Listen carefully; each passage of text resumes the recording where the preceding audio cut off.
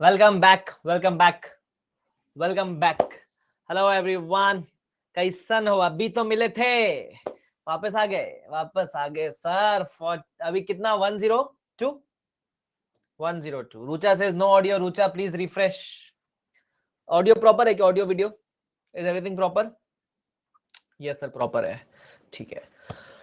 हाँ, घूम फिर के इधर ही आना है भाई। जहां जाओ, जिससे पढ़ना है पढ़ लो, घूम फिर के आखिर में आकाश कंदे का एक ना लेक्चर देखोगे ही।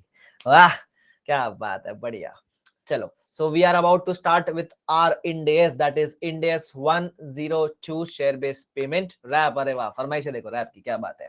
ठीक है, चालू करने के पहले बता दूं, मेरा एक ऑलरेडी बैच कॉम्प्रिहेंसिव कंप्लीट हो चुका है एंड फास्ट ट्रैक भी ऑनगोइंग है, तो आप चाहो तो उसका रिकॉर्डेड में एक्सेस ले सकते हो अगर आपका टाइम बाद में है तो, right. Code FR with AK use करना भूलना मत अगर अनअकैडमी से कुछ भी परचेज करना हो, बिकॉज इसी कोड से आपको सारे बैचेस का एक्सेस मिलेगा, not only mine but group 1 के सारे फास्ट ट्रैक फुल कोर्स सबका एक्सेस मिल जाएगा। ठीक है, चलो।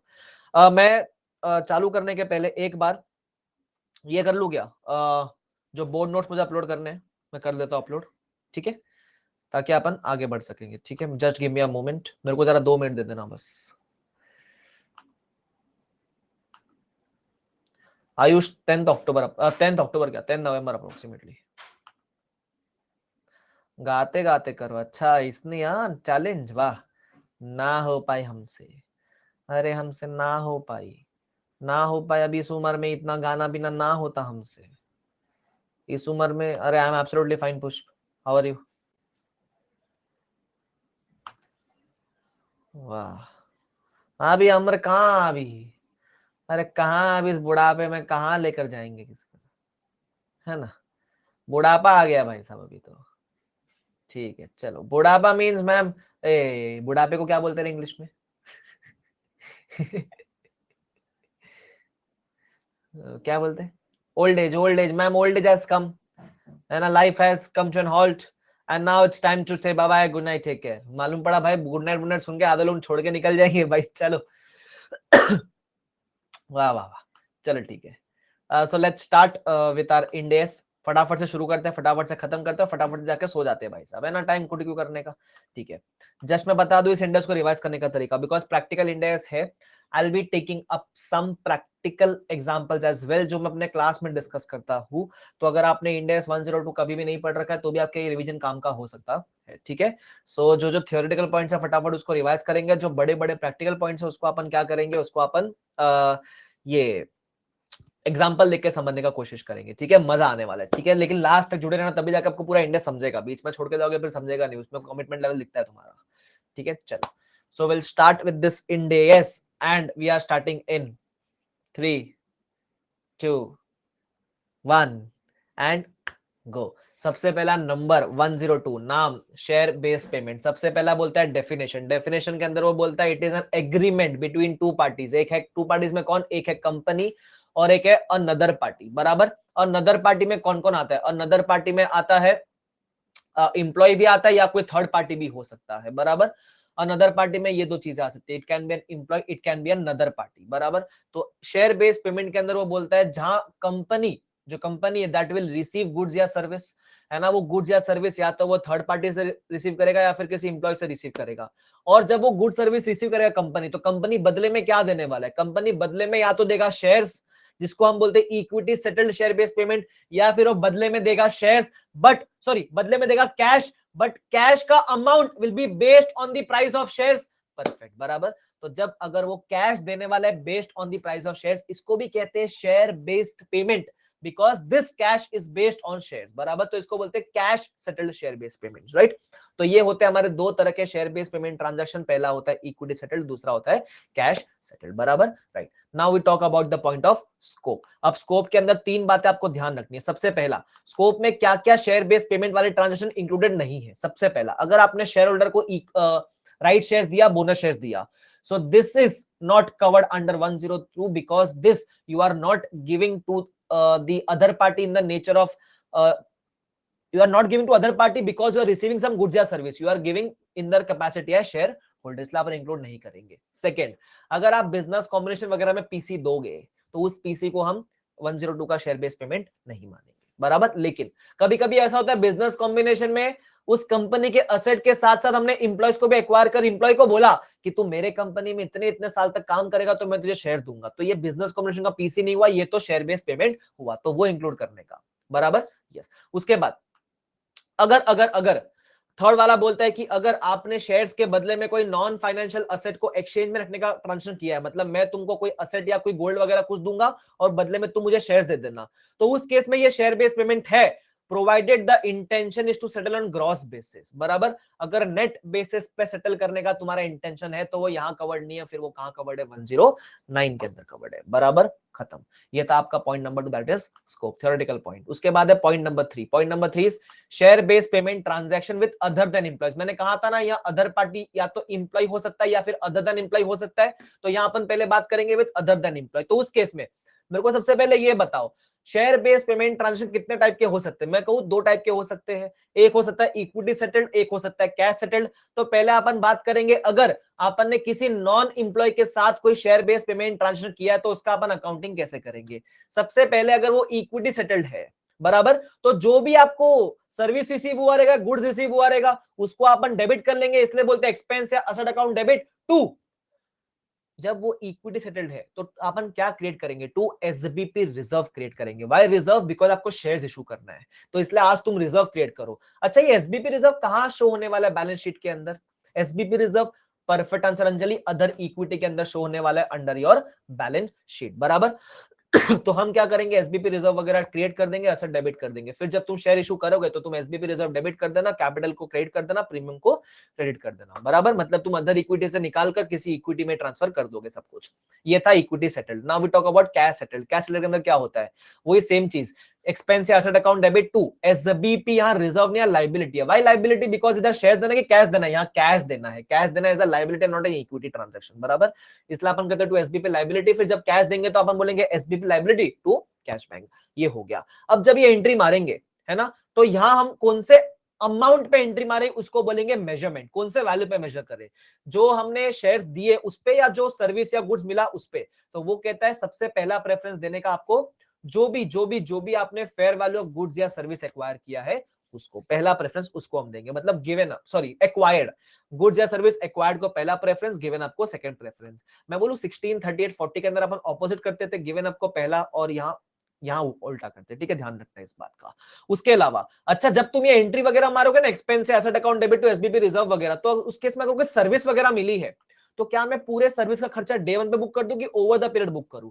तो स्टैंडर्ड सेज कैसे बुक करने का, ओवर द पीरियड। बराबर, अगर कोई वन टाइम सर्विस है तो वन टाइम बुक कर, पूरा डे 1 पे बुक कर। लेकिन अगर ओवर द पीरियड का बेनिफिट कंपनी को मिल रहा है तो कंपनी खर्चे को भी कैसे बुक करेगा, ओवर द पीरियड बुक करेगा। अनवाइंडिंग का बात मत करो ललिता, इधर अनवाइंडिंग कहां से है, अनवाइंडिंग का बात मत करना इधर। बराबर, अपन क्या करेंगे, ओवर द पीरियड बुक करेंगे। क्लियर है वाला part? Done. Is everyone clear with this? क्या?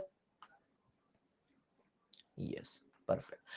ये था हमारा third point which was share based payment transaction with other than employees. अब मैं आपको फटाफट से एक बार यहां लेकर आऊंगा मेरे चार्ट के अंदर, क्योंकि आपको मुझे दिखाना है क्या क्या हो चुका है अपना first, second, third point done. Now we will talk about fourth point, that is equity settled share based payment with employees. बराबर, यहां विद एम्प्लॉयज का बात कर रहे हैं, वो भी कौन से वाले का बात कर रहे हैं अपन, विद एम्प्लॉयज के अंदर भी इक्विटी सेटल्ड वाले का बात कर रहे हैं। मतलब इधर अपन एम्प्लॉय को कैश देने वाले की शेयर्स देने वाले, यहां अपन एम्प्लॉय को शेयर्स देने वाले हैं।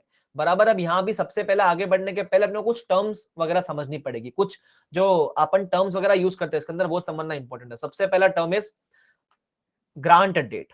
बराबर, the first term is grant date. Grant date का मतलब क्या होता है, जिस दिन हमने प्लान अनाउंस किया है उस दिन को हम कहते हैं ग्रांट डेट। बराबर, उसके अलावा मैं आपको एक बात बता दूं, ग्रांट डेट के दिन पे क्या आप खर्चा कभी बुक करते हो क्या? Generally no. बराबर, आप खर्चा बुक करते हो ओवर द वेस्टिंग पीरियड, ये बात ध्यान रखना। उसके बाद है कुछ कंडीशंस, पहला था ग्रांट डेट, दूसरा कंडीशन। कंडीशन ब्रॉडली 2 टाइप की होती है, broadly there are of 2 types. पहला होता है वेस्टिंग कंडीशंस, सॉरी, पहला होता है सर्विस कंडीशन, और उसके अंदर होता है परफॉर्मेंस कंडीशन। अब वो उसके अंदर भी वैसे 2 होता है, वेस्टिंग, नॉन वेस्टिंग, बट अपन वो बात नहीं कर रहे, मैं वेस्टिंग की बात कर रहा हूं। Wasting condition can be of 2 types. बराबर, एक होता है सर्विस कंडीशन, दूसरा होता है परफॉर्मेंस कंडीशन।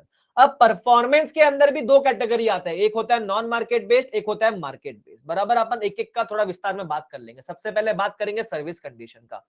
सर्विस कंडीशन मतलब जहां आपको बोलते हैं कि इतने साल तक सर्विस में रहने का। बराबर, सर्विस कंडीशन फुलफिल करना is within the control of the employee. उसके अलावा परफॉर्मेंस कंडीशन के अंदर होता है non market base. Non market base मतलब आपको बोला प्रॉफिट टारगेट, कॉस्ट टारगेट वगैरह, सेल्स टारगेट वगैरह वगैरह, जो कंपनी के एम्प्लॉय के कंट्रोल में है, बराबर। तो ये जो non market based performance condition है और जो सर्विस बेस्ड परफॉर्मेंस कंडीशन है, इसको अपन वेस्टिंग कंडीशंस बोलेंगे, जिसका वेस्टिंग पीरियड में कंसिडर करते वक्त अपन इंक्लूड करेंगे। मतलब जब आपको वेस्टिंग पीरियड कंप्यूट करना होगा तो अपन ये दोनों को कंसिडर करेंगे। लेकिन और दो भी होती है, एक होती है market base. Market base condition का अपन यहाँ बात ही नहीं करेंगे, यहाँ अपन अलग से इसको पॉइंट नंबर 5 में डील करते हैं, क्योंकि ये एम्प्लॉय कंट्रोल में होता नहीं है, बराबर। और उसके अलावा होता है non wasting condition. What is the meaning of non wasting condition? याद है क्या? लॉक इन पीरियड है ना, वो लॉक इन पीरियड, बराबर क्या?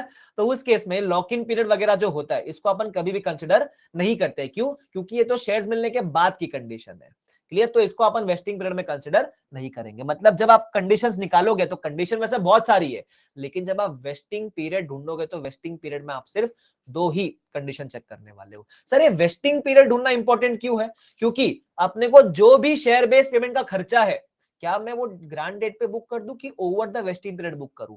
मैं over the vesting period book करता हूं, बराबर। सपोज 3 इयर्स का वेस्टिंग पीरियड है तो मैं खर्चा भी 3 इयर्स में बुक करूंगा, इसलिए अपने को चाहिए होता है वेस्टिंग पीरियड। और वेस्टिंग पीरियड निकालने के लिए we will have to see the service condition and non market based performance condition, ठीक है। अब मुझे एक बात बता, जब अपन वेस्टिंग पीरियड निकाल लेंगे तो जो फर्स्ट ईयर का खर्चा है, मैं फर्स्ट ईयर का खर्चा डे 1 पे बुक करूं कि ईयर एंड पे बुक करूं?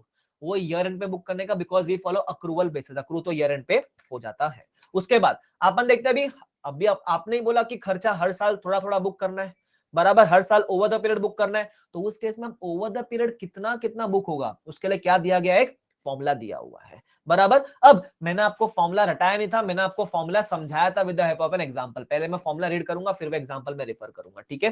अब वो क्या कहता है, हर साल में एक्सपेंस कितना बुक करूं? सबसे पहले बोलता है number of employees expected to fulfill the condition at the end of each year multiplied by number of options per employee multiplied by the fair value of options on the grant date into expired period divided by total vesting period minus expense already recognized in previous years, बराबर। अब अपन इसी formula को समझने के लिए अपन एक example लेते हैं, जो कि मेरे पास है, मैं आपको दिखाता हूं अपन ने कौन सा एग्जांपल लिया था। दिस वाज द एग्जांपल जहां मैंने कहा कि कंपनी ने अनाउंस वगैरह किया share based payment plan first day को, at the end of year 1 20 छोड़ के गए and 30 are expected to leave. तो मुझे बता, जब ईयर 1 के एंड में मैं खर्चा बुक करूंगा तो क्या मैं जितने छोड़ के गए और जितने एक्सपेक्टेड टू लीव है, दोनों को कंसिडर करूंगा कि नहीं करूंगा? द आंसर इज यस, बराबर। तो मैं बोलूंगा मेरे 1000 इंप्लॉइज थे, बराबर। कितने? 1000 इंप्लॉइज थे।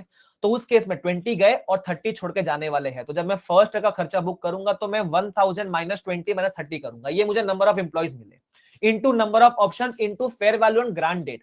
इक्विटी वाले केस में कंपनी को शेयर्स देना है, तो शेयर्स का प्राइस बढ़े या गिरे, नंबर ऑफ शेयर्स तो उतना ही देना है, इसलिए अपन फेयर वैल्यू सिर्फ ग्रांट डेट का लेते हैं, बाद में चेंज वगैरह नहीं करते। बिकॉज अगर ऊपर नीचे हुआ तो भी वो अदर इक्विटी में कम ज्यादा होने वाला, तो फर्क नहीं पड़ता अपने को। Multiplied by expired period divide by total vesting period. ये फर्स्ट ईयर है, बिकॉज अपन, इसलिए अपन ने माइनस एक्सपेंस प्रीवियस ईयर का कुछ भी नहीं किया, बिकॉज प्रीवियस ईयर कुछ था ही नहीं, बराबर। तो अपन ने ऐसा खर्चा बुक किया रहेगा। फिर सिमिलरली अपन सेकेंड ईयर में भी खर्चा बुक करेंगे, तो बोलता है eight the end of year 2 of year 2 25 employees left and 15 are expected to leave। अब मैं बोलूं ईयर 2 में आपका एस्टिमेट रिवाइज हुआ, तो जब आप ईयर 2 का नंबर ऑफ एम्प्लॉइज निकालोगे तो आप टोटल में से 1 का सिर्फ एक्चुअल माइनस करोगे।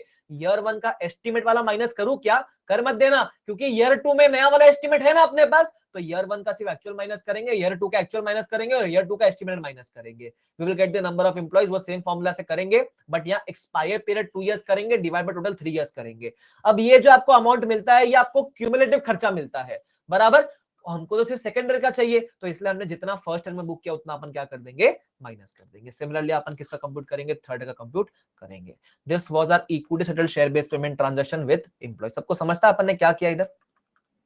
यस। तो मैंने जानबूझ के एग्जांपल भी लिया ताकि आपको सब कुछ समझ जाए। अब जब एंट्रीज मारेंगे तो एंट्रीज कैसी मारेंगे? ग्रांड डेट पे there will be no entry. Grant date का सिर्फ फेयर वैल्यू काम का, लेकिन कोई एंट्री अपन पास नहीं करेंगे।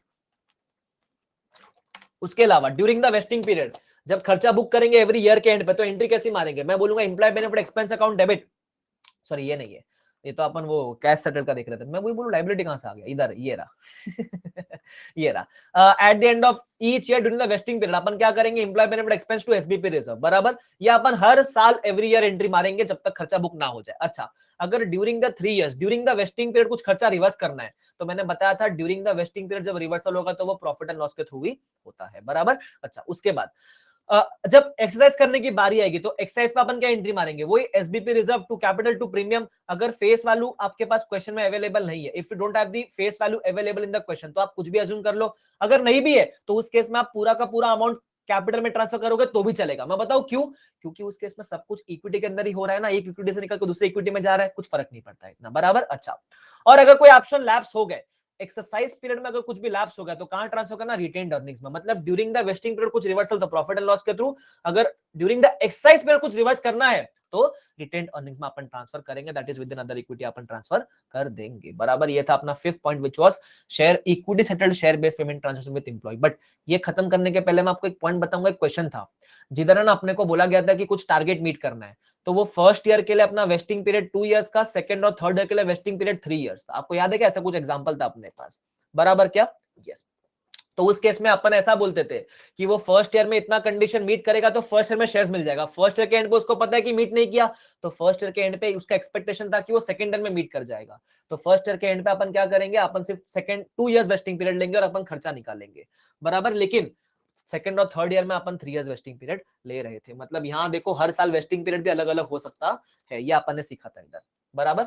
यस, वो अपने को एग्जांपल याद आना चाहिए उसके, इसमें जानबूझ के रिवाइज करा ताकि जब भी रिवीजन सुनोगे तुमको जिंदगी का मजा आ जाएगा, ठीक है। उसके बाद we will start with fifth point which is market based condition. What is the meaning of market based condition? मतलब ऐसी कंडीशन जो एम्प्लॉय कंट्रोल में नहीं है, मीट करना है करना। फॉर एग्जांपल एम्प्लॉय को बोला कंपनी का शेयर प्राइस इसके ऊपर गया तो तुमको हम शेयर्स देंगे। अब कंपनी का शेयर प्राइस बढ़ेगा गिरेगा वो थोड़ी ना एम्प्लॉय के हाथ में, वो एम्प्लॉय को पता ही नहीं है, उसको बोलते हैं मार्केट बेस्ड कंडीशन। अब उस केस में मार्केट बेस्ड कंडीशन वो क्या बोलता है, ध्यान से सुनना। वो बोलता है मार्केट बेस्ड कंडीशन में मीट करे या ना करे हमको उससे फर्क नहीं पड़ता है, आप डे वन पे एक एस्टिमेट लगाने का, बराबर। डे वन पे क्या करने का, एस्टिमेट लगाने का। सपोज मैंने एस्टिमेट लगाया 4 इयर्स का, ठीक है। तो आपको क्या करने का, जितना भी खर्चा है वो कितने इयर्स में बुक करने का, 4 इयर्स में बुक करने का। अब इसके दो आउटकम पॉसिबल हो सकते हैं, है ना। अपन ने डे वन पे एस्टिमेट लगाया 4 इयर्स का। अब एक्चुअल में हुआ क्या, एक्चुअल में देयर कैन बी 2 आउटकम्स, या तो वो 3 इयर्स में मीट कर गया या फिर वो 5th ईयर में मीट किया जो शेयर का टारगेट था प्राइस का, बराबर। तो उस केस में अगर वो 3rd ईयर में मीट कर गया तो क्या कर रहे सर, तो उस केस में आप ईयर 1 में नॉर्मल खर्चा बुक करना, ईयर 2 में नॉर्मल खर्चा बुक करना, ईयर 3 में आप 3 + 4 दोनों का बुक कर देना, दैट्स इट, बराबर। ठीक है। अगर वो 5th ईयर में मीट किया, 5th ईयर में, तो ईयर 1 में नॉर्मल करेंगे, 2 में करेंगे, 3 में करेंगे, 4 में करेंगे। क्या मैं खर्चे को 5th ईयर तक डिफर करूं क्या? द आंसर इज नो, बराबर। 5th ईयर में आप कोई भी खर्चा बुक करने वाले नहीं हो। इसका मतलब मार्केट बेस वाले केस में कंडीशन मीट होने से मेरे को फर्क नहीं पड़ता, अगर वो लेट मीट होता है तो मैं तो पूरा खर्चा बुक करके बैठूंगा। क्लियर? जल्दी मीट हो गया तो जिस साल मीट हो गया उस साल का और फ्यूचर के साल का दोनों का बुक कर लेने का, दैट इज डन। अच्छा, कभी कभी ऐसा होता है ना, कभी जिंदगी में मीट नहीं किया, कभी जिंदगी में मीट नहीं किया, तो चुपचाप क्या कर देने का, उसको रिवर्स कर देने का। वो बहुत बात की बात है, उतना वो आगे बात नहीं करता उस केस में, बराबर। ये था अपना point number 5, market based condition. सबको समझता है क्या? Take a break of 2 minutes, it is required, then we will resume. सबको समझता है वाला पार्ट?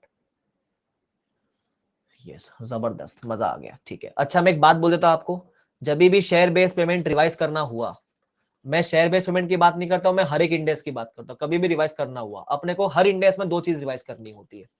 एक रिवाइज करने होते हैं कंसेप्ट, पहला अपन कंसेप्ट पढ़ते हैं, फिर अपन क्या करते हैं, फिर अपन क्वेश्चंस करते हैं, बराबर। मैं आपको स्ट्रांगली एक रिकमेंडेशन देता हूं, कंसेप्ट आप खुद पढ़ोगे ना, शेयर बेस्ड पेमेंट, आपको कंसेप्ट पढ़ने में 1-2 घंटा निकल जाएगा। उससे अच्छा क्या करने का, आकाश कंदे को सुन लेने का, तुम्हारा आधा काम वही खत्म हो जाएगा। तो कंसेप्ट के लिए ऑलवेज यूज रिवीजन लेक्चर्स। मैं सिर्फ 102 का बात नहीं कर रहा हूं, मैं हर चीज का बात कर रहा हूं, हर एक इंडेक्स का, कोई भी इंडेक्स हो, कंसेप्ट तुम मेरे से सुनोगे जल्दी हो जाएगा। जैसे अपन ने अभी थोड़े टाइम पहले 30-35 मिनट्स के अंदर 4 इंडेक्स रिवाइज किया, बराबर।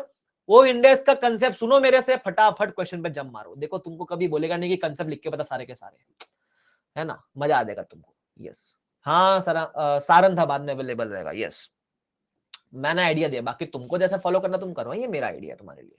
अच्छा, और जब ब्रेक ले ही लिया है, जब ब्रेक ले ही लिया है तो कर लेते प्रचारण, है ना।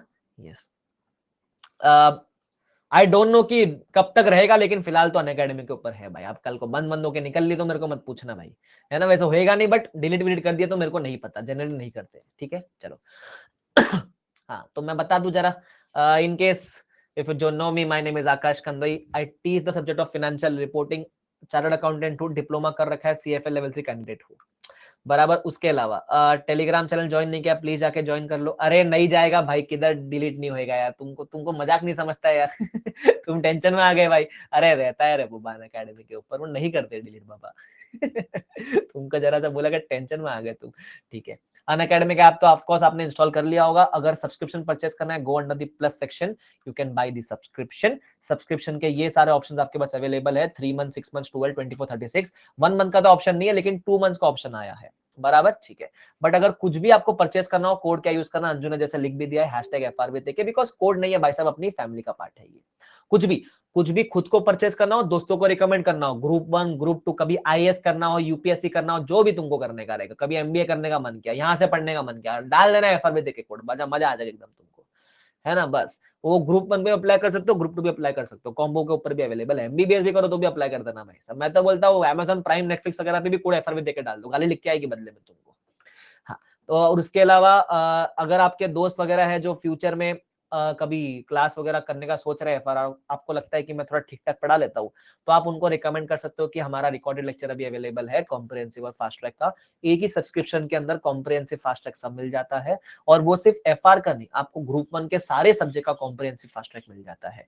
प्राइस एक का, बेनिफिट अनेक के। कोड क्या लगा देना, कोड FRVTK। कहाँ थे आप इतने दिन? मैं तो रोज आता हूँ भाई सिद्धार्थ, लगता है तुम बहुत दिनों बाद आए हो मेरे से मिलने। मैं सिर्फ वीकेंड पे कभी कभी थोड़ा सा, कल ही कोड लगाने गए थे, क्यों कल क्यों लगाने का कोड? यू आर रिन्यूइंग क्या? अच्छा अच्छा अच्छा अच्छा, क्या बात, जबरदस्त। ठीक है, ओके। अच्छा, कल खत्म होगा उनका सब्सक्रिप्शन। सर मेरा इसके पहले वाला मिस हो गया, बीच में अभी ट्राई कर रहे थे, ब्रेक टाइम में नहीं हो रहा था, बोल रहा था लेक्चर एंडेड, बाद में उसी लिंक में अवेलेबल होगी क्लास कहीं। हाँ सारंदा, वो जब क्लास एंड होती है ना, it take some time to process, है ना, फिर वो अवेलेबल हो जाता है। आपको एक घंटा कुछ ऐसा वेट करना पड़ता है उस केस में। ठीक है, चलो ओके, ठीक है, चलो मैं अभी रिज्यूम कर जाऊं, मैं करूं रिज्यूम? यस, चलो अपन कौन सा पॉइंट अभी पढ़ेंगे? We will study about modification. Now what is the meaning of modification, पहले ये बात समझ लेना। ठीक है, सर ने मुझे बहुत हेल्प किया है, कभी नहीं भूलूंगा। अरे थैंक्स कुशाला, कोई दिक्कत नहीं। ठीक है, मॉडिफिकेशन। अब मॉडिफिकेशन के अंदर होता क्या, पहले वो समझ लो। मैं आपको एग्जांपल दिखाता हूं, जो अपन ने एग्जांपल लिया था इधर, मेरे पास एग्जांपल मस्त बनाया हुआ है मैंने एग्जांपल। मॉडिफिकेशन, सपोज ऐसा हो गया, आपने डे 1 पे वो शेयर बेस्ड पेमेंट प्लान वगैरह बनाया, डे 1 की fair value of grant date was 150। अच्छा, ये फेयर वैल्यू आती कहां से? मैंने आपको एक बताया भी था कि मार्केट प्राइस 250 होती है, एक्साइज प्राइस भी होती है 150, सॉरी 100 रुपीज। तो आपको इंप्लॉय को कितने में पड़ता है? इंप्लॉय को डिस्काउंट मिलता है 150 का। बेसिकली कंपनी के लिए खर्चा 150 है ना, क्योंकि 250 का शेयर वो 100 रुपीज तो इंप्लॉय से ले रहा है, तो खर्चा से 150 है। तो ऐसा कुछ प्लान वगैरह अनाउंस किया, तो इंप्लॉय बहुत खुश है कि भाई इतना इतना शेयर मिलेगा। लेकिन अगर फ्यूचर में कभी ऐसा होता है ना कि वो मार्केट प्राइस गिर गया, तो मैं बोलूं तो worth of the options decreases, है ना। भले ही अपन तो जब अकाउंटिंग करेंगे, अपन तो 150 के हिसाब से अकाउंटिंग करेंगे, बट एम्प्लॉय को काम करने मजा नहीं आएगा ना। अभी एम्प्लॉय बोलेगा साला जो शेयर मिलेगा उसका कुछ वर्थ ही नहीं है। तो उस केस में कंपनी के पास दो ऑप्शन होता है, तो keep the employee motivated. Either they can increase the number of options, और either they can increase the worth of the options. बराबर, अपन दोनों का बात करेंगे। सबसे पहले कंपनी ने क्या किया? कंपनी ने नंबर ऑफ ऑप्शन इंक्रीज कर दिया। पहले दे हैड सेड कि हम 5000 ऑप्शंस देंगे, अब दे आर सेइंग कि हम 20000 और ऑप्शंस देंगे। अच्छा, सबसे पहली बात, मॉडिफाई कब किया? मॉडिफाई ईयर 1 के एंड पे किया है, राइट। तो मैंने आपको मॉडिफिकेशन के हर क्वेश्चन के लिए एक हिंट दिया था। Do you remember the hint? The hint is, Anjali ने परफेक्ट का, सेपरेट ट्रीट करने का। ओरिजिनल शेयर बेस्ड पेमेंट को अलग, मतलब ये 5000 वाले को अलग ट्रीट करने का, और मॉडिफिकेशन को अलग ट्रीट करने का। इसका मतलब क्या होता है? मैंने यहाँ सॉल्व भी किया हुआ। जैसे केस 1 की अगर मैं बात करूं, ओरिजिनल वाले को मैं मानूंगा कुछ चेंज हुआ ही नहीं है, वही 1000 इंप्लॉइज है, वही 5000 ऑप्शन है, वही 150 फेयर वैल्यू है। मैंने ना फेयर वैल्यू चेंज किया ना कुछ किया, तो उस केस में मैंने ओरिजिनल का अकाउंटिंग अलग से किया, बराबर। अब जो मॉडिफाई किया, मॉडिफिकेशन में अपन ने क्या दिया? मॉडिफिकेशन में अपन ने 20000 एक्स्ट्रा ऑप्शंस दिए हैं, राइट। तो अब मॉडिफाइड पार्ट को अपन सेपरेटली ट्रीट करेंगे। अब इसको सेपरेटली ट्रीट कैसे करें? सबसे पहली बात, आपने ये मॉडिफाई ईयर 1 के एंड पे किया है, तो मॉडिफिकेशन का कोई भी खर्चा आप ईयर 1 के एंड पे बुक नहीं करोगे। व्हाई? बिकॉज खर्चा तो अपन ओवर द पीरियड बुक करते हैं, डे 1 पे कभी नहीं बुक करते हैं। और ईयर 1 का एंड जिस दिन आपने मॉडिफाई किया है, वो मॉडिफाइड पार्ट के लिए ग्रांट डेट है, तो ग्रांट डेट पर अपन कोई खर्चा बुक नहीं करते, बराबर। तो मैं ऐसा बोल दूं, मॉडिफाइड पार्ट के लिए the vesting period is only 2 years, right. तो मॉडिफाइड पार्ट का अपन खर्चा over the period of 2 years book करेंगे। अब कैसे करेंगे? नंबर ऑफ एम्प्लॉइज 1000, और यहाँ नंबर ऑफ ऑप्शंस लेंगे 20000, जो भी अपन ने इंक्रीज किए ना ऑप्शंस 20000 से, तो उतना ऑप्शंस लेंगे इनटू फेयर वैल्यू। अब जब फेयर वैल्यू लेंगे तो 150 मत लेना। ये कौन सी फेयर वैल्यू लेंगे, मैंने कहा था ना मॉडिफिकेशन को अलग ट्रीट करेंगे। तो जिस दिन आपने मॉडिफाई किया उस दिन जो ग्रांड डेट पे फेयर वैल्यू है, मतलब ईयर 1 के एंड पे मॉडिफाई किया तो डेट ऑफ मॉडिफिकेशन पे जो फेयर वैल्यू चल रही है वो आप फेयर वैल्यू लोगे, आप खर्चा निकालोगे, बराबर। यस, तो अपन ने किसको किसको, ओरिजिनल को सेपरेट ट्रीट किया, मॉडिफिकेशन को सेपरेट ट्रीट किया, बराबर। और खर्चा अपन बुक करते हुए चलेंगे। ये पहला तरीका होता है जहां अपन ने क्या किया, जहां अपन ने मॉडिफाई किया by increasing the number of options.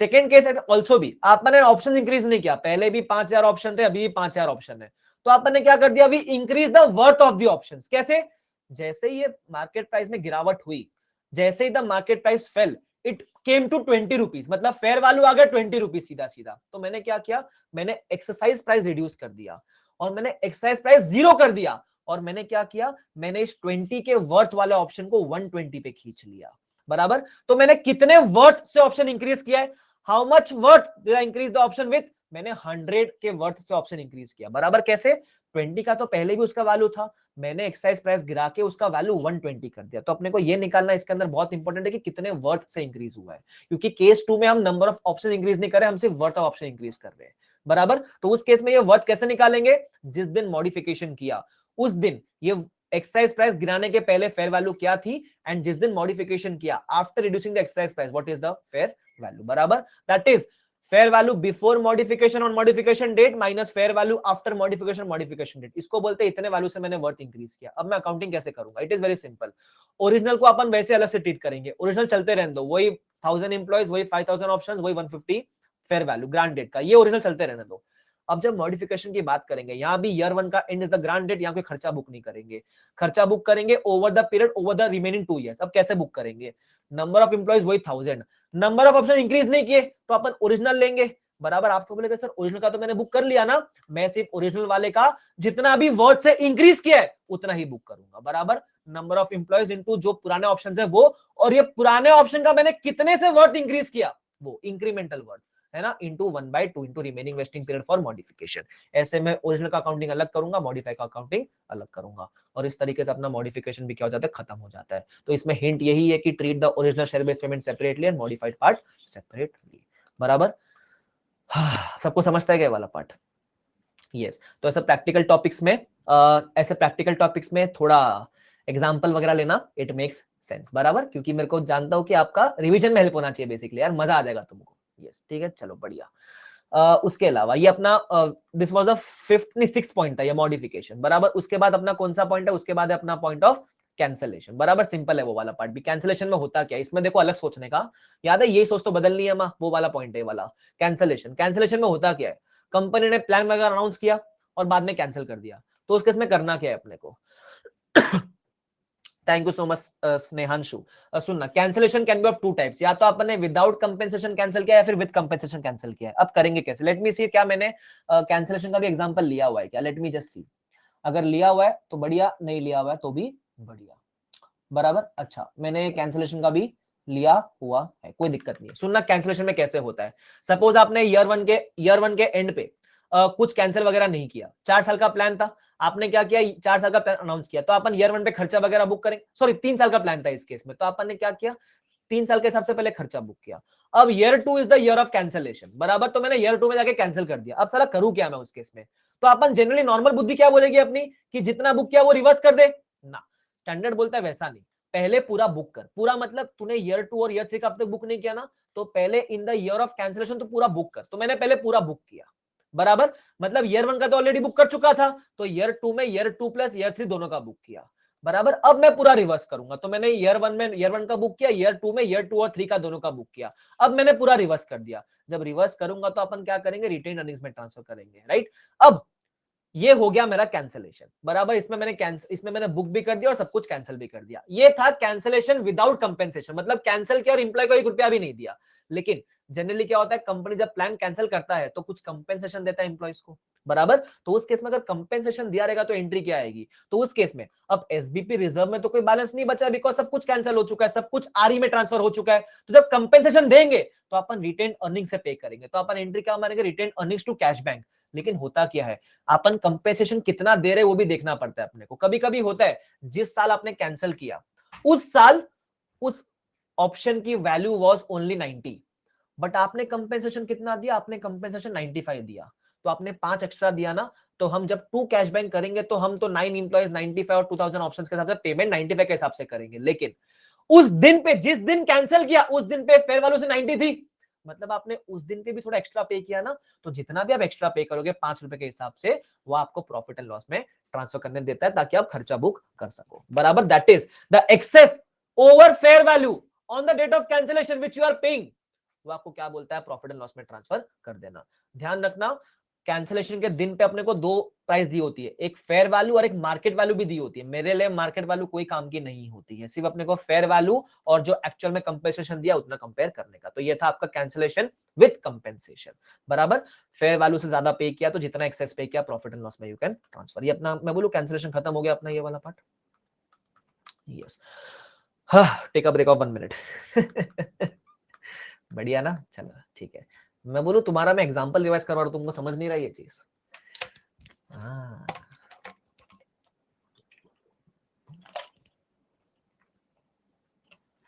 Sir आज ही कंप्लीट किया 109। क्या हो आप, पहले कहाँ थे पहले, यूं ही 25,000 लगा दिए। आपके सामने सारे चाय कंपनी। अरे क्या बात है राहुल, लव यू यार, थैंक यू। इतने दिन से नहीं किया, स्टिल याद आ गया जादू। अरे सब याद रहेगा भाई, आकाश कंदोई से पढ़े हो तुम, याद कैसे नहीं रहेगा। नॉस्टैल्जिया हो रहा है एग्जांपल से। अरे हाँ मजा आएगा। इन 102 से बहुत डर लगता है, आज तो मजाक मजाक में हो गया। अरे सिंपल स्नेहांशु सर, मैं अपने फ्रेंड को ट्रीट दूंगा। उसने आपको रिफर किया था। अरे क्या बात है यार, मैं सेल्फ स्टडी वाला हूँ। अरे कोई बात नहीं स्नेहांशु, अभी समझता है ना, आपको हेल्प हो रही है बस, कोई दिक्कत नहीं बाकी। ठीक है, बड़े आगे हो गया ब्रेक। यस हो गया ब्रेक। चलो, तो मैंने कैंसिलेशन में आपको करवा दिया। अब now we will move towards, अभी जितना भी अपन ने बात किया ना, अपन ने सिर्फ इक्विटी सेटल का बात किया था एम्प्लॉइज वाले केस में। Now we move on towards the 8 point which is cash settle share based payment for employees, बराबर। अगर एम्प्लॉय वगैरह है जहां अपन कैश सेटल देने का प्लान कर रहे हैं, तो उस केस में क्या फर्क है। तो पहले नॉर्मल वाला जहां वेस्टिंग पीरियड वगैरह है, तो उस केस में क्या बोलता है, accounting is exactly same like equity settle, except यहां अपन एसबीपी रिजर्व नहीं, यहां क्या बुक करेंगे अपन, एसबीपी लाइबिलिटी बुक करेंगे, बराबर। और हर साल यहां भी ओवर द पीरियड खर्चा बुक करना है, तो जब ओवर द पीरियड खर्चा बुक करेंगे तो everything in the formula remains the same, except जब फेयर वैल्यू लेंगे तो fair value at the end of each year का लेना पड़ेगा। यहां ग्रांड डेट का फेयर वैल्यू लेने से काम नहीं बनने वाला। सर ऐसा क्यों, क्योंकि यहां अपने को कैश देना है, तो यहां अपने फेयर वैल्यू गिरने बढ़ने से अपने को फर्क पड़ता है, तो कैश देना है अपने को, राइट। इसलिए अपन हर एंड की फेयर वैल्यू कंसिडर करेंगे, क्लियर। उसके बाद formula everything remains the same. तो एंट्री अपनी क्या रहेगी, डे 1 पे ग्रांड डेट पे कोई एंट्री नहीं है, because upon over the period book करते हैं। बुक जब करेंगे तो ईबी टू एसबीपी लाइबिलिटी, कुछ रिवर्सल वगैरह है तो उसको रिवर्स कर देना। अब जब एक्साइज करने की बारी आएगी तो यहां तो कैश देना, तो अपन क्या एंट्री मारेंगे, अपन एंट्री मारेंगे on payment of cash SBP liability to cash bank, बराबर। अच्छा, या अपन पेमेंट पे एंट्री मारेंगे। अच्छा, कभी कभी कुछ रिवर्सल वगैरह हुआ, ध्यान रखना, यहां अगर एसबीपी लाइबिलिटी वगैरह कभी भी रिवर्स होती है, तो यहां लाइबिलिटी को कभी भी रिटर्न अर्निंग्स में ट्रांसफर मत करना। लाइबिलिटी का reversal always done to profit and loss, इस बात का ध्यान रखना, क्लियर। अच्छा, कभी कभी ऐसा भी होता है कि कुछ एक्साइज पीरियड भी है और अपना फेयर वैल्यू कुछ इंक्रीज डिक्रीज हो रहा है उस एक्साइज पीरियड के अंदर, तो उसमें अपने को एवरी ईयर एंड पे क्या करना पड़ेगा, रीमेजर भी करना पड़ता है। इसका बात मैं नीचे एग्जांपल के थ्रू करूंगा, चिंता मत करना, ठीक है, वो अपन करेंगे, चिंता वाली बात नहीं। बट बेसिकली इसमें अपन ने नया क्या सीखा, कैश सेटल्ड के अंदर अपने को कुछ नहीं करना है, सिर्फ फॉर्मूला के अंदर अपने को fair value at the end of each year लेने का है, और रिजर्व के बदले लायबिलिटी क्रिएट करने का है, और शेयर के बदले कैश देने का है। यहां reversal during the vesting period हो या पोस्ट वेस्टिंग पीरियड हो, रिवर्सल हमेशा प्रॉफिट एंड लॉस के थ्रू ही होगा, बिकॉज यहां कोई रिटेन अर्निंग अदर इक्विटी वाला कंसेप्ट नहीं है, क्लियर। अब there is also something known as SARs that vest immediately. SARs का मतलब क्या होता है, सार्स का दूसरा नाम है cash settled share based payment, बराबर। तो उस केस में ऐसे भी होते दैट वेस्ट इमीडिएटली। ना what is the meaning of vest immediately, मतलब वेस्टिंग पीरियड इज जीरो, मतलब कोई वेस्टिंग कंडीशन नहीं, कुछ नहीं, है ना। तो उस केस में ऐसा कैश सेटल प्लान जो इमीडिएटली वेस्ट हो चुका है, तो उस केस में अपन जनरली जिंदगी में कभी भी ग्रांड डेट पे को खर्चा बुक नहीं करते, लेकिन ऐसे केस में अपन सारा का सारा खर्चा कब बुक करेंगे, अपन सारा का सारा खर्चा ग्रांड डेट पे बुक करेंगे, बराबर। तो अपन क्या एंट्री मारेंगे, employee benefit expense to SBP liability, पूरा खर्चा ग्रांड डेट पे बुक करेंगे। लेकिन मैंने आपको बताया था मॉड्यूल की एक प्रॉब्लम है इसके अंदर, जब एम्प्लॉय डे 1 पे एलिजिबल हो चुका है तो वो सारा पैसा डे 1 पे लेके जाएगा ना, वो येड़ा थोड़ी ना कि पैसा रख के जाएगा, बराबर। लेकिन व्हाट मॉड्यूल अज्यूम्स, मॉड्यूल ऐसा एक क्वेश्चन में अज्यूम करता है कि अगर वेस्ट इमीडिएटली है तो खर्चा भले ही अपन ने आज बुक किया है, लेकिन अगर एक्सरसाइज पीरियड 3 इयर्स का है तो वो मानता है कि इंप्लॉयज तो 3 इयर्स के बाद ही एक्सरसाइज करेगा, वो एक्सरसाइज करेगा ही नहीं। तो उस केस में क्या करने का है, क्या मुझे सबसे पहले जो मेन खर्चा है, क्या मुझे मेन खर्चे को 3 इयर्स में डिवाइड बाय 3 करूं, क्या इसको 3 साल में बांटू, क्या नहीं, इसको तो डे 1 पे बुक कर। लेकिन जब तक इंप्लॉय एक्सरसाइज ना कर ले, क्योंकि ये मानते हैं कि इंप्लॉय 3 साल के बाद ही एक्सरसाइज करेगा, तो एवरी ईयर के एंड पे अपने को सिर्फ रीमेजर करना पड़ेगा। रीमेजर मतलब एवरी ईयर के एंड पे फेयर वैल्यू चेंज होगी ना ग्रांट उसकी, cash settled share based payment की, तो वो रीमेजरमेंट का आपने को क्या करना है, सिर्फ अकाउंटिंग करना है, बराबर। तो बोलता है during the exercise period keep remeasuring the SBP liability based on revise estimate of employees and based on revise estimate of fair value, बराबर। तो जो भी इंक्रीज डिक्रीज है उसका अपन एंट्री मारेंगे, इंक्रीज हुआ तो EB two SBP liability, decrease हुआ तो एसबीपी लायबिलिटी टू ईबी करके, बराबर। ये एक क्वेश्चन में अज्यूम करता है कि इंप्लॉय 3rd ईयर के बाद ही एक्सरसाइज करेगा, तो मैं 3rd ईयर के बाद पे क्या कर दूंगा, कैशबैक की पेमेंट एक एंट्री मार दूंगा। एक और क्वेश्चन था, अच्छा ये बताता भी ऐसे एजम्पशन मैंने बताया भी है, employee will exercise only on 31 that is last day of exercise and employee who leaves is between is not taking any charge, जो छोड़ के जा रहा है उसको पैसा अपना नहीं चाहिए, वो ऐसा अज्यूम करता है। ठीक है, विचित्र है, जो भी है ऐसा ही है। एक और क्वेश्चन था जिधर ये चीज को रेक्टिफाई किया था कि जहां बीच में जो छोड़ के जा रहा है वो अपना पैसा लेकर जा रहा है, बराबर, ये एक रेक्टिफिकेशन इसमें किया था। लेकिन यहाँ है ना 2 वैल्यूज दिया था, एक दिया था फेयर वैल्यू और एक दिया था इंट्रिंसिक वैल्यू। तो आपको अगर याद रहेगा, मैं आपको बताया था, सबसे पहले बता दूं इस क्वेश्चन का, आपको मैं बैकग्राउंड दे दूं। बोलता है वेस्टिंग पीरियड 2 ईयर्स है, तो मैंने पहले खर्चा 2 साल में बुक किया। अब वो बोलते हैं कि 36 एम्प्लॉइज एक्सरसाइज किए प्लान, मैंने बोला ठीक है। वो बोलते हैं एक्सरसाइज पीरियड भी 2 ईयर्स है, तो पहले मैंने मेन खर्चा बुक किया 2 ईयर्स में, अब एक्सरसाइज पीरियड में मेरे को सिर्फ रीमेजर करने का है, बराबर। अब वो बोलता है पहले साल के एंड पे कुछ लोग पैसा लेकर नहीं गए, 6 लोग अपना पैसा लेकर गए, और सेकेंड ईयर के एंड पे बाकी 30 लोग अपना पैसा लेकर गए। तो मैंने क्या कहा था आपसे, मैंने कहा था जो भी अपना पैसा लेकर नहीं जाएंगे उनको अपन फेयर वैल्यू के ऊपर रीमेजर करेंगे, और जो अपना पैसा लेकर जाएंगे उनको अपन इंट्रिंसिक वैल्यू पे रीमेजर करेंगे और इंट्रिंसिक वैल्यू पे ही पेमेंट करेंगे, बराबर। तो पहले 30 इंप्लॉइज पैसा लेकर नहीं गए, उनको अपन ने फेयर वैल्यू पे रीमेजर किया, बराबर। और जो 6 लोग पैसा लेकर गए उनको पहले इंट्रिंसिक पे रीमेजर कर और फिर उसको इंट्रिंसिक पे ही पेमेंट कर, बराबर। अच्छा, सेकेंड ईयर के एंड पे and the second year exercise date, बराबर, 30 इंप्लॉय जो बचे कुछ थे पैसा लेकर जाएंगे, तो इसको तो अपन इंट्रिंसिक वैल्यू पे रीमेजर करेंगे, इंट्रिंसिक वैल्यू पे पेमेंट कर देंगे, बराबर। ये वो डिफिकल्ट क्वेश्चन जो लोगों को समझता नहीं, अपन उसको भी रिवाइज कर लिया, खत्म कहानी इसकी, बराबर। वो एंट्री वेंट्री आप चाहो तो बाद में जाके देख लेना भाई साहब, वो सब मैंने निकाल के दिया हुआ है। ये आपका हो गया वो एसबीपी कैश सेटल्ड वाला, इसके ऊपर कुछ नहीं है भाई साहब, मजा आ गया। ये इसके ऊपर कुछ नहीं है, सबको समझता है वाला पार्ट। ये सोल्यूशन वगैरह भी है, तुमको कभी रिफर करना है, जिस बच्चे ने मेरे से नहीं पढ़ रखा है उनके लिए सोल्यूशन भी बोर्ड नोट्स के अंदर ही है, ढूंढो अपना खुद सॉल्व करो, निकल जाएगा यहाँ से, बट बैकग्राउंड आपको मैंने दे दिया इस केस में, ठीक है। ये था आपका कौन सा वाला part, cash settled share based payment. तो मैंने आपको दोनों एग्जांपल वगैरह इसके अंदर डिस्कस कर लिए। अब मैं आगे बढ़ूंगा with point number 9, that is share based payment with cash alternative. What is the meaning of cash alternative, यहां हमने इंप्लॉय को ऑप्शन दिया, इंप्लॉय मतलब सामने वाली पार्टी को दे से counter party, the counter party has option to either choose shares या फिर कैश। एक पहला ये केस हो सकता है। सेकेंड केस ये है कि कंपनी के पास ऑप्शन है, कंपनी कुछ भी देगा, अपन इसका बात जनरली नहीं करेंगे, अपन इसका बात करेंगे, where the option is with the counter party employee, that employee can choose anything. तो the question arises here is अपन अकाउंटिंग कैसे करेंगे। तो मैंने आपको बताया स्टेप दिए थे, स्टेप्स फॉलो कर लेना, तुम्हारा काम हो जाएगा। सबसे पहले मेरे पास इसका भी एग्जांपल है, क्या करेंगे अपन, सबसे पहले ग्रांट डेट के दिन पे अपने को 3 अमाउंट कंप्यूट करने का। कौन से डेट के दिन पे, ग्रांट डेट के दिन पे आप 3 अमाउंट कंप्यूट कर लेना, सिर्फ कंप्यूट करने का ग्रांट डेट पे। सबसे पहला, अगर वो इक्विटी वाला चूज करेगा तो टोटल खर्चा कितना, बेस्ड ऑन, बुक नहीं करना है इसको, सिर्फ कंप्यूट करना है, only compute 3 amount. Step number 1, अगर वो इक्विटी के हिसाब से चूज करेगा एम्प्लॉय तो टोटल खर्चा कितना। सेकंड स्टेप, अगर वो कैश चूज करेगा एम्प्लॉय तो टोटल खर्चा कितना, बुक नहीं करना, से कंप्यूट करेंगे, बराबर। और थर्ड स्टेप में we will remove the incremental, कि इक्विटी कितना था और उसमें से कैश कितना है, तो जो डिफरेंस है उसको हम बोलते हैं इक्विटी इंक्रीमेंटल, बराबर, इक्विटी कंपोनेंट। तो हमको करना क्या है, हम कैश का पूरा पूरा अकाउंटिंग करेंगे, कैश का हम फुल अकाउंटिंग करेंगे और इक्विटी वाले का हम इंक्रीमेंटल अकाउंटिंग करेंगे। अगर इक्विटी नेगेटिव हो गया तो कुछ करने का जरूरत नहीं है, बराबर, इक्विटी का कोई अकाउंटिंग नहीं होगा उस केस में। अगर इक्विटी पॉजिटिव है तो उसका अकाउंटिंग करने का। सबको समझाए वाला बात? यस। तो मतलब कैश का हम पूरा अकाउंटिंग करेंगे, इक्विटी का हम इंक्रीमेंटल अकाउंटिंग करेंगे। अब ऐसा क्यों? बिकॉज यहाँ इंप्लॉय के पास ऑप्शन है, और अगर इंप्लॉय कैश चूज करेगा तो company can not avoid paying cash, present obligation, बराबर। तो ऑब्लिगेशन है तो तुमको कैश का पूरा अकाउंटिंग करना पड़ेगा। और इक्विटी का इंक्रीमेंटल इसलिए करेंगे बिकॉज इक्विटी वाले केस में अगर पूरा किया तो डबल टाइम अकाउंटिंग हो जाएगा। इसलिए वो बोलता है अपन इक्विटी का जो भी है, जैसे मेरे एग्जांपल में इट वाज 2 इयर्स, तो मैंने over the period of 2 years equity का बुक किया। अब इक्विटी का कैसे बुक किया?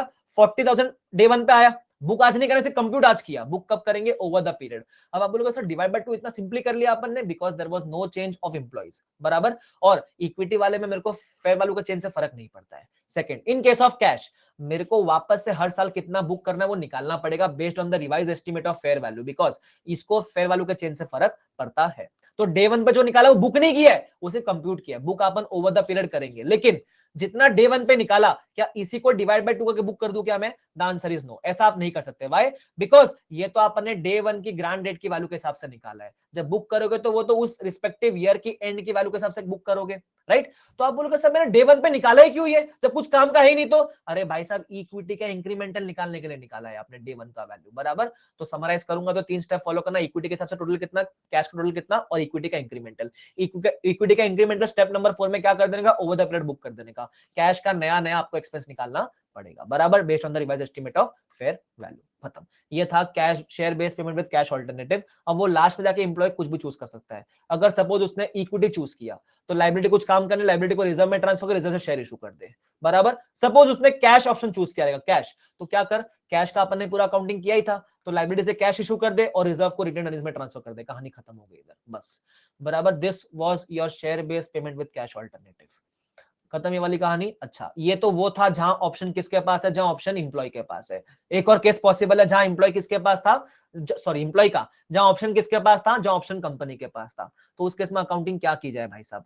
अब जब कंपनी के पास ऑप्शन है तो उस केस में क्या company can avoid paying cash? The answer is yes. जब तुम्हारे पास ऑप्शन है तुम अकाउंटिंग करोगे, you can avoid paying cash, तो तुम अकाउंटिंग करोगे एज पर इक्विटी सेटल्ड। अब वो कुछ थियोरेटिकली दिया हुआ है कि कुछ कुछ केस में अपन कैश वाले अकाउंटिंग करेंगे, वो ठीक है, that is fine, but normally company कैसे करेगा? इक्विटी का अकाउंटिंग करेगा। जब ऑप्शन किसके पास है? एंटिटी के पास है, कंपनी के पास है। बट ये वाला एग्जाम में आता नहीं, एग्जाम में जो इसके पहले वाला बताया वो वाला आता है, ठीक है। और आखिरी आता है group share based payment plan, जहां प्लान किसका? सब्सिडरी का। शेयर कौन देगा? पेरेंट देगा। तो उस केस में अकाउंटिंग कैसे करेंगे? सिंपल है, जिसका प्लान है, जिसके इंप्लॉइज है, खर्चा वो बुक करेगा, तो इंप्लॉय बेनिफिट एक्सपेंस डेबिट ये करेगा। लेकिन शेयर कौन देगा? शेयर देने वाला है पेरेंट, तो टू एसबीपी रिजर्व पेरेंट करेगा। अब पेरेंट का तो खर्चा नहीं है बट पेरेंट फिर भी शेयर दे रहा है, तो उस केस में पेरेंट बोलेगा मैंने सब्सिडरी में क्या किया है? इन्वेस्टमेंट किया है। तो parent will say investment in subsidiary account debit to SBP reserve, और जब शेयर इशू करेगा तो एसबीपी रिजर्व टू कैपिटल। और सब्सिडरी क्या बोलेगा? खर्चा मैंने बुक किया बट शेयर मैं नहीं दे रहा हूं, शेयर कोई और दे रहा है, तो मैं बोलूंगा कि EB account debit to capital contribution from parent, because ultimately है तो एक ही थाली के चट्टे बट्टे, और इसी के साथ खत्म। हम्म हम्म हम्म दुख रहा है। कैश सेटल्ड में मॉडिफिकेशन कैंसिलेशन का क्वेश्चन नहीं है मॉड्यूल में, स्नेहांशु, वो रॉन्ग है क्वेश्चन। कैश सेटल वाला मॉडल, अच्छा वो जो नहीं है स्नेहांशु, नहीं है वैसा स्पेसिफिक नहीं है। एक एक पता जैन 21 का एक रॉन्ग क्वेश्चन भी है, वो सब छोड़ दो। अच्छा मैं ये कह रहा था एक और चीज, आपको पता है 10th वाले पॉइंट में एक ऐसा क्वेश्चन है, आपको याद दिलाता हूं मैं, जिसमें है ना, पेरेंट भले ही देगा सब्सिडरी के बिहाफ पे बट सब्सिडरी विल रीएम्बर्स 75%। वो खर्चा, वो क्वेश्चन करके जाना, मैंने करवाया था वो क्वेश्चन। यस, बस वो, बस इतना मुझे हाईलाइट करवाना था वो, बट वो एलडीआर क्वेश्चन है, दैट्स इट। यस, एग्जैक्टली 12 बजे है, 12 बजे है।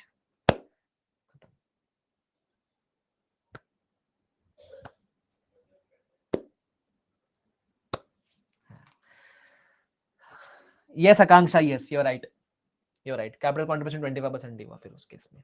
यस, आप जब एंट्री मारोगे आकांक्षा लिख के करोगे ना वो क्वेश्चन मॉडल में, तो आपको बेटर अंडरस्टैंडिंग आएगा। तो प्लीज लिख के जरूर करना, नहीं समझे तो मेरे को पूछ लेना, कोई दिक्कत नहीं। वो एलडीआर है वो वाला। अच्छा, पूरे चार्ट के अंदर जब मैं चार्ट का बात करूं, मैं बता रहा हूं एग्जाम में क्या आ सकता है, सुन लो मेरी बात ध्यान से, एग्जाम में क्या आ सकता है। मेरा थोड़ा ऐसा मेरे को लगता है ये अटेम्प्ट में ये वाला और इसके अंदर भी ये वाला मेरे को आता हुआ दिखता है, ये वाला। ठीक है, बाकी देखो ये नहीं बोलता बाकी नहीं आ सकता, बट इसके आने के चांस ज्यादा है। ठीक है, क्योंकि कैंसिलेशन पिछले टाइम में आ चुका, ये नहीं आएगा। ये जैन 21 में आ चुका, ये बहुत बार पूछते, ये तो पूछने का औकात नहीं है उसका। बराबर, ये भी बहुत बार पूछते, ये कभी नहीं पूछा था, इतना अच्छा ये कभी नहीं पूछा है ना। चांस ज्यादा है, मैं ये नहीं बोलता यही आएगा, बट बाकी भी करके जाना, बाकी इतना डिफिकल्ट नहीं है, कुछ छोड़ के कुछ मत जाना, ये अच्छे से करके जाना बस। इसके ऊपर 3 क्वेश्चन है, तीनों सेम है। ठीक है, ओके। सो ये था हमारा शेयर बेस्ड पेमेंट का क्या बोलते हैं उसको, revision. Sir song, rap, story please anyone. अरे वाह, अच्छा ऑप्शन दिया मैंने, सॉन्ग गा दो, रैप कर दो या स्टोरी। स्टोरी क्या बताऊं, मेरे को याद नहीं आ रही कोई स्टोरी। क्या स्टोरी था मेरे पास? जिसका हो गया वो जाओ, जिसको टाइम पास करने का रुक जाओ। क्या स्टोरी था मेरे, साल हो गए। फ्लाइट पर होती तो सबको पता है रे, वो तो पूरे गांव को पता है। कर लो राहुल, कोई दिक्कत नहीं। आपने काय की स्टोरी रे? अरे स्टोरी नहीं, मैं तुमको न्यूज देता हूँ भाई साहब। तुम्हें ना, मैं जा रहा हूँ फ्राइडे को, जा रहा हूँ प्री वेडिंग के लिए जो मेरी कैंसिल हुई थी। हाँ हाँ, तुम तो थे ना फुल बैच वाले मेरे साथ, है ना। शादी कब है? शादी मेरी फेब में, फेब में, मतलब डेट नहीं पता एग्जैक्ट, बट फेब में है ना। मेरा वो प्री वेडिंग कैंसिल हो गया था यार बारिश की वजह से। अब मैं जाऊंगा, अकेला खिंचाऊंगा फोटो, फियोन्से को करेगा बाजू में साइड, अपन अपना मस्त ऐसा वाला फोटो खिंचाएंगे, ऐसा वाला। फ्री लेक्चर है क्या? अरे मजाक कर रहा था मैं, आप साथ में प्री वेडिंग तो साथ में फोटो खिंचवाएंगे, तुम कैसी बातें करते हो यार। मैं तो मजाक, तुम यार इतना भी समझते नहीं हो क्या? प्री वेडिंग में तो साथ में खिंचवाएंगे ना यार, तुम भी यार, है ना। मतलब नहीं, पलट नहीं गए अरे, वो तो ठीक है यार, सह लेंगे थोड़ा। ठीक है, चलो हो गया, आज की सभा समाप्त करते हैं। रिवीजन लेक्चर भाई साहब सेव करके रखो, रिवीजन लेक्चर अपने पास। हाँ चाहिए ना, थोड़ा खुद मेहनत करो, सब मेरे पे डिपेंडेंट मत रहो। एक किधर तो फोल्डर या एक्सेल शीट या कुछ बना लो तुम्हारे लिए, मेरे को कुछ नहीं है। मैं तो लेता रहूंगा अखा हर महीना के, इसका रिवीजन उसका रिवीजन लेता ही रहूंगा। मैं तो छोड़ूंगा नहीं तुम लोग एग्जाम तक, मैं तो तुमको पकड़ डालूंगा पूरा भाई, छोड़ूंगा ही नहीं मैं, पहले बता देता हूं मैं तुमको। हाँ, और मेरे को क्या बताना था? अरे टेस्ट है, बताया ना मैं तुमको test. Bye Anju, take care. Test Wednesday को टेस्ट है, इनकेस नहीं पता आपको तो। 2 10 8 37 12 102 स्मॉल टेस्ट, 1 से लेकर 1.5 आवर्स क्वेश्चन रहेगा। हर क्वेश्चन के बाद प्रेजेंटेशन टिप्स दूंगा। मेरे ख्याल से ये आज के टाइम पे ज्यादा इंपॉर्टेंट है रादर देन टेकिंग एमसीक्यूज, है ना। This will be more helpful for you. मैं लास्ट टेस्ट में वो नोटिस किया मैंने, वो चीज, राइट। यस, तो ये बढ़िया है। यस, प्रेजेंटेशन टिप्स हर क्वेश्चन के एंड में, किसको प्रेजेंट कैसे करना चाहिए था, आपने कैसे किया, वो कंपेयर करेंगे और आगे बढ़ेंगे। ठीक है, और कल इंडिया 7 का लास्ट पार्ट में यूट्यूब के ऊपर लूंगा। आज मैं लेने वाला था इंडिया 101 वगैरह, बट आज मुंबई में महाराष्ट्र बंद है, तो इंटरनेट सर्विस भी बंद है हमारी, तो मैं अभी जियो 5 पे चल रहा हूँ। तो जियो 5 पे ये चल जाता है, लेकिन यूट्यूब नहीं चलता है जियो 5 पे स्ट्रीमिंग वगैरह, इसलिए। Thank you so much Gayatri, so sweet, thank you. तो बस यही है जो भी है। मुंबई में महाराष्ट्र बंद है, हाँ भाई साहब। अब महाराष्ट्र में तो ना मुंबई बंद है, मुंबई में महाराष्ट्र बंद है ना। बोलता है ना मुंबई का कैपिटल, नहीं, मुंबई का कैपिटल इंडिया, है ना। वो महाराष्ट्र का कैपिटल धारावी, अपना वैसा वाला है। यस, चलो जाओ, सो जाओ, good night, tata, bye bye, see you, शुभ रात्रि, टेक केयर, अच्छे से सो, मजा आ जाएगा। ठीक है, दिल्ली आ जाओ, मौज करेंगे। अरे आएंगे ना जरूर, आप बुलाओगे तो जरूर आएंगे, राहुल जी जरूर आएंगे, कभी ना कभी मिलेंगे, है ना। चलो bye bye everyone, take care, see you. ठीक है, चलो।